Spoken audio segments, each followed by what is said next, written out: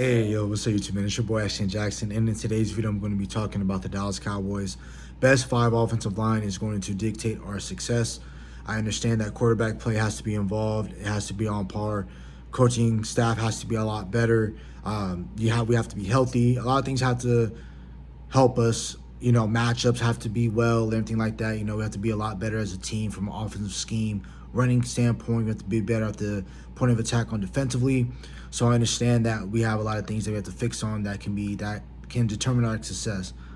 So before I get into the video, I appreciate if you guys would like the video, subscribe if you're new, comment, and share my video with anyone who you think will enjoy my content. As you guys know, just about the history of the Dallas Cowboys, right? Every single time that we've been great, whether that was in the 70s or the 90s, which led to Super Bowls, we always were the team that either had the best offensive line or had a top 3 best or top 2, top 3 best offensive line in the league, right? And you talk about the 90s, talking about the Great Wall of Dallas, things of that nature, right? So I'm not really going to talk about that because we already know the outcome of those seasons ended up being like when we had literally the best offensive line in the entirety of the NFL. But if you look at just 10 years ago in 2014, when we had a really good offensive line that consisted of Doug Free at right tackle, Zach Martin at right guard, Travis Frederick at center, left guard being Ron Leary, and your left tackle being a young Tyron Smith, right? When you're having those guys play 12-plus games together, they have all that continuity. Plus, you had Bill Callahan as your offensive line coach, and he had a really good offensive scheme, had a really good quarterback in Tony Romo that year, Des Bryant, all-pro. You had a really good year. You had a 12-4 record. You ended up being a top 4 seed in the NFC, and you had a really good season that year, right? I know you lost heartbreaking fashion against the Packers, but that catch-no-catch season. But you had a really good offensive line, which led you to be a division winner, right? Then you fast forward 2 years. Dak Prescott's in his rookie year. Zeke Elliott's in his rookie year, which I'm going to talk about running back in a little bit. But with you having such a great back that you selected the 4th overall pick in 2016, and the only reason why you got that 4th overall pick was because of how bad and injury-riddled you were in 2015, that you ended up getting Zeke Elliott at 4th overall, right? In 2016, you still pair that up with a really, really good offensive line, with that still consisting of Tyron Smith at left tackle, Doug Free at right tackle, Zach Martin again at right guard, and in his 3rd year at that point, Travis Frederick at center, and your left guard still being Ron Leary. You still had a really, really good offensive line. And honestly, that particular year, you had the best offensive line in the game. That was 2014 to 2016, you had the best offensive line in the league. And in 2015, when we went 4-12, we had went that year, right? Even with us being as bad as we were, we still was able to get a 1,000-yard rusher with Darren McFadden, because you still had, again, left tackle Tyron Smith, left guard Lyle Collins, Frederick at center, right guard Martin, right tackle being Doug Free. With that being your best 5, the Dallas Cowboys was always able to push out a 1,000-yard rusher when they had a really good offensive run scheme and a really good offensive line. Again, how does that correlate to today's Dallas Cowboys? Is that the Dallas Cowboys, being that prolific team offensively that they were this year from a receiving standpoint, will never, ever get us the success that we always wanted the Dallas Cowboys to have. If we always want the Dallas Cowboys to play deep into the postseason, that I envision, that I want the Dallas Cowboys to do, and like a lot of us Dallas Cowboys, fanatics, that we really love this team, we really cover this team to a finite degree. We know all the players, where the colleges, and we know who's going to start, who's not, depending on play and training camp and everything like that. We know that we just cannot do what we need to do in the postseason if we're just going to be throwing the ball like Dak Prescott threw the ball 61 times in the postseason. That can never happen again. I'm serious, because our defense was bad. I'll talk about defense in a separate video, but offensively, we had to be better that game. We were off to a slow start, and it can't just be Dak Prescott, CeeDee Lamb, or bust. It has to be, if Dak and CeeDee can't get it going, this new and improved offensive line that we have, with Guyton at left guard, Tyler Guyton at left tackle, Tyler Smith at left guard, BB at center, Martin at right guard, and Terrence Steele at right tackle. That front 5 has to carry you and has to be a better pass still be an on par pass blocking team that they were, but then not only that, they still have to be a better run team. We still have to get a better running back, things of that nature. But again, just breaking down the history. When we had a really good offensive line in 2016, you got the number 1 seed. When you had a really good offensive line in 2014, you were a top 4 seed, got you a playoff win. Every single year from then on, when you had a shaky offensive line, with 2018, when your offensive line consisted of Tyron Smith, Xavier Sulufilu, Joe Looney, Martin, Lel Collins, and then 21, that being Tyron Smith, Williams, Biotish, Martin, Steele, or no, my bad, not Steele in 21, but Collins.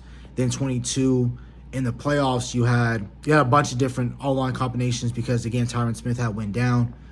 And that's one thing that I'm talking about with the continuity and what our offensive line has to be better. And what my gripe was for me from the offensive line, now I'm segueing into that because of Tyron Smith, right? We always knew that Tyron Smith was going to consistently miss 3 to 4, maybe 5 games in the regular season, right?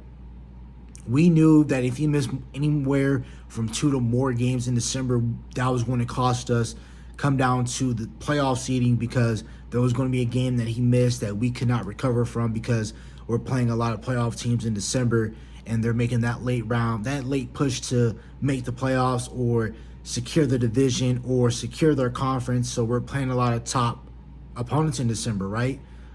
With Tyron Smith not being there and him missing that Miami game, I felt like hurt us. Him not being there in that Arizona game hurt us. Him not, what other game did he miss? He missed that Rams game, but since we blew the doors off the Rams, him not being there wasn't nearly impactful, right? And we didn't feel the impact on that because we completely blew the doors off the Rams. But we clearly felt that Miami Dolphins defeat when we lost by 2 points. When we lost to the Cardinals, when we didn't have him in, and we definitely felt the impact of Chuma Edoga not knowing the plays and him almost getting our quarterback severely hurt, right? So with all that being said, you bringing in a left tackle, Tyler Guyton, who only has 14 games in total of his collegiate career at playing right tackle, right? But since he hasn't played like 2 or 3 years or hasn't played a majority of his life at right tackle, we're able to move into left tackle, not really hurt or stunt his growth, because you barely been playing the right tackle position. You can play left tackle. You have the athletic foot speed to get it done. You have the size and all the genetics to get it done, right? And again, continuity. You're going to have 6 or 7 of your offensive line are working with Duke Manyweather just right across the street from AT&T, from the Ford's facility that the Dallas Cowboys work out with. And those 6 to 7 offensive line, the guys that I'm about to name that work with Duke Manyweather, who's really good at enhancing your technique, and he works with a lot of different guys like Lane Johnson, Teron Armstead, Evan Neal. He works with a lot of top great offensive linemen in the league. So you got to think about it. Terrence Steele, Zach Martin, Cooper Beebe, Tyler Smith, who's the other one? Tyler Guyton, Nate Thomas, Brock Hoffman, TJ Bass, Josh Ball. You have, again, 7, 8, 9 guys, all continuity. This is all your the majority of your offensive line group is working with a guy like Duke Manyweather, working on their technique, working out together, eating out together. So the continuity part is great. But what trumps continuity is better talent. So when you have I'll take better talent over continuity, because as long as you have a scheme and a great great front five to work together, magic can happen, right? So again, Dak Prescott being a 4,500-yard passer, that's great, right? Because in the league where you need to throw the ball, that's fine to have. But if you look at from a rushing standpoint with the Dallas Cowboys in 2023, it was not great. Tony Pollard had 1,005 yards rushing, similar to what he did in 2022. I'm about to come up with an argument. Tony Pollard rushed a little bit. He rushed about the same that he did in 2023, but we knew he was a better player in 22. I'm sorry, than he was in 23, because in 23 he broke his leg 8 months before in the playoff game versus the 49ers, right? But your second most rushed guy was Rico Dowdle with 361. Your third being Dak with 242. Your fourth being CD 113. Your fifth being Kavontae Turpin with 110. Then when you look at it from 2022, which I felt like your offensive line, but not only your offensive line, but I felt like your run scheme was a lot better to me in 2022. You clearly felt the impact of the 2022 rushing standpoint, right? You had a quarterback room that combined for almost 4,000 yards again. Do you remember Dak Prescott missed 6 games? My bad, he missed. He missed around 6 to 7 games. Dak missed. He passed for 2,860 yards, but again, Tony Pollard ran for 1,007 yards, right? 2 yards more than what he did than last year, right? Just only by 2 yards. But your second leading rusher was Ezekiel Elliott with 876 yards, which means that you almost had 2 1,000-yard backs, and you also got to think about it with Zeke. He missed the game. He missed the Chicago Bears game. He missed that game, and I think he missed another game because of injury, so he had to sit out a quarter or two, right? I think he had to sit out a half with injuries. Your third running back had 161 rushing yards. We didn't even get remotely close to that with our third rusher, right? Dak Prescott ran for 182. CeeDee Lamb was in 2022. You look at our numbers from a total rushing standpoint, we ran for almost 2,300 yards. 2,298 rushing yards we did in 2022. Then you look at 2023, again, a prolific year from the receiving standpoint. You look at your running year, you only ran for 1,920 yards. That alone right there is you're missing 400 yards basically off of last year. Is Zeke Elliott better than Enrico Dowdle? I think so. But again, we're about to find out this year, and that's something I'm about to talk about right now. Is I don't think that we are starting running back right now. I don't feel like it's on our team. I feel like we need to go out there. We need to use some of our day 3 draft capital to go out and go draft. Not draft, but to go out and go trade for a running back. But again, moving back to our offensive line and the significance of it, right? Tyron Smith missing those 3 to 4 games. A lot of us, including me, didn't want Tyron Smith on this team only because he missed, from my standpoint, when I'm talking about Tyron Smith, I didn't want Tyron Smith on the team because he would miss 3 to 4 games. But I knew that if I had Tyron Smith for 10-plus games, that I knew that we were going to be a really good team, just a really good offensive team. I knew we were going to be really great when we had Tyron Smith, when he was upright, his back wasn't flared up, he didn't have any injuries. I knew that we were going to be really good with Tyron Smith. But it sucked when he would miss those 3 to 4 games. And those 3 to 4 games he would miss, he would be severely missed, especially in the Garrett days. But even with Mike McCarthy, because there were some times when we lost games that we should have won, and that if he's there for some of those games, right? I'm not saying he's an entire difference maker, but on this offensive line you are, right? Because everything starts and ends with your offensive line. So again, if you have Tyron Smith in the Arizona game, just the Arizona game alone, or not even in the Arizona game, okay, cool, you got blown out. Let's take a little bit of a more realistic approach. If he was there versus the Miami Dolphins, I don't think you have a lot of drives where you stall out, because I think if you have better offensive line play, you will be able to run the ball a lot better, but not only that, pass the ball from a lot better, and I think we'll be better, right? And that point, I think that we wouldn't even have played the Packers, because I think we would have the number 1 seed over the 49ers had we won Miami and Arizona, right? So again, I think that if you have Tyron Smith, but if you have Tyler Guyton, who knows the plays and isn't going to miss 3 to 4 years consistently, miss 3 to 4 games consistently, and he's constantly there and he's constantly getting better, and he isn't a guy that is terrible in the pass protection game, because that's where I feel like Tyler Guyton is going to make when he gets that really good contract, that next 4 to 5 year deal. He's going to get that because he's really great as a pass protector. I think if he's solid in the run game and is a plus in the run game, that's great. Tyler Smith is our best offensive line in the lineman in the league. I think best guards, definitely one of the best guards in the league. I feel like the best left guard, in my opinion, is him and Quentin Nelson, and then you're going to have Joe Thuney up there as well. So I think you have really good competition at left guard spot, but you can make a case for Tyler Smith being one of the best guards in the league, right? Center, I think Cooper Beebe is going to be your day 1 starter, and I think he's going to be day 1. He's a significantly better player than Tyler Biadasz.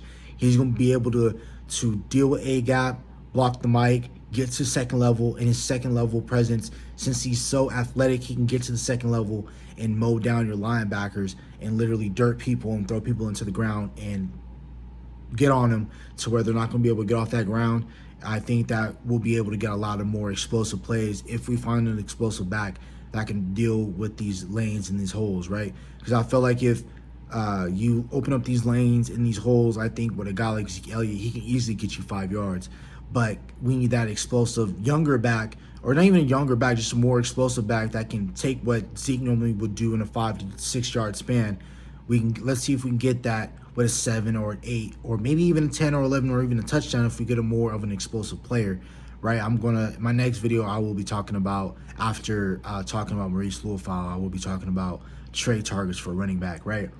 But again, if we're able to run the ball a lot better than what we were last year, I think we'll be great. And the reason why I say that is because now we won't have to solely rely on Dak Prescott if we're able to run the ball. If we're able to run the ball and Dak Prescott doesn't have to throw 61 passes in a playoff game, if you can cut that in half. You cut that in half and you only toss the ball for 29 times or 30 times, I think that is a sweet spot for Dak Prescott. If we need to go in the shootout, he needs to throw 35, 40 passes, I'm fine with that as well. But not just any old regular postseason game. I need Dak Prescott throwing 61 passes. I need our run game to be a little bit better. I know that we missed 400 yards rushing last year, right? Because again, we ran for 2,300 yards last year. We missed by that mark by 400 yards. We missed a 400-yard rusher this year, right? And that's because then also you look at our offense. We were a crappy run blocking team this year, right? Our scheme was whacking everything, right? So if our run department can be a lot better than it was last year, that can take time for our defense to rest, that can give Dak Prescott a little bit at ease where he doesn't feel like he has to do everything. He doesn't feel like him and the receivers and the tight end have to literally uplift his team every single game. If there can be a game, either a game or a stretch of games where the offensive line in this running game leads us to some victories, or it had to account for the opposing team to put in extra safety down in the box. And the game of the story was the Dallas Cowboys offensive line led to a play action that had CeeDee Lamb, Brandon Cooks go off because the run game was so dynamic. And that's what happens with the Dallas Cowboys. And that's where the Dallas Cowboys are at their best.